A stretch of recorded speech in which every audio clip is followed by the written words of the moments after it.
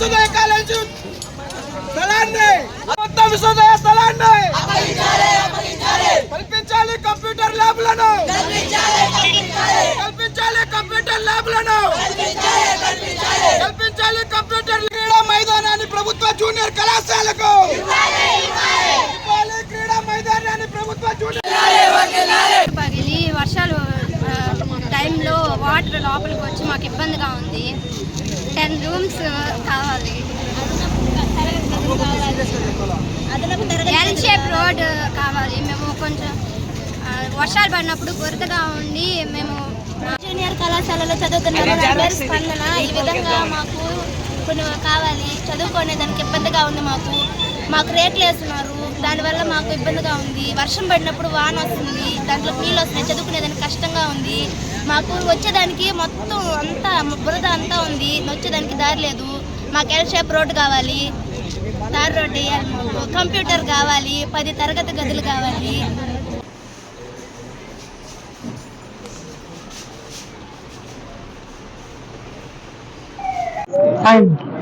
ఈ ధర్నాకి ముఖ్య ఉద్దేశం ఏంటంటే ప్రభుత్వ జూనియర్ కళాశాలలో నా పేరు అరవ సాయి కుమార్, నేను ఏఐఎస్ యూనియన్ లీడర్ని.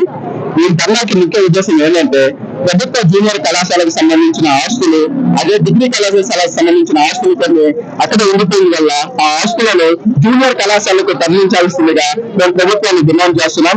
అదేవిధంగా అక్కడ తరగతి గదులు పెంకుటి తరగతి గదులు ఉన్నాయి. అక్కడ వర్షం పడిన ప్రతిసారి ఆ వర్షపు నీరు తరగతి గదులు పడి పిల్లలు చాలా ఇబ్బంది పడుతున్నారు. అందువల్ల మేము గవర్నమెంట్ కి ప్రభుత్వాన్ని డిమాండ్ చేసింది 10 తరగతి గదుల కోసం నిధులు సమకూర్చాలని చెప్పి మేము ప్రభుత్వాన్ని డిమాండ్ చేస్తున్నాం.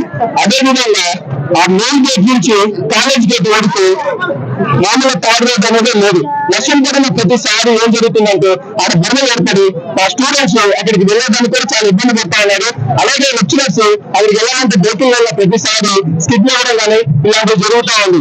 అందువల్ల మాకు మెయిన్ గేట్ నుంచి కాలేజ్ గేట్ వరకు ఒక ఎల్ షేప్ టాబ్లెట్ వేయాలని ప్రభుత్వాన్ని డిమాండ్ చేస్తా ఉన్నాం. అదేవిధంగా మా కళాశాలలో ఎలాంటి కంప్యూటర్ ల్యాబ్లు అనేవి లేవు.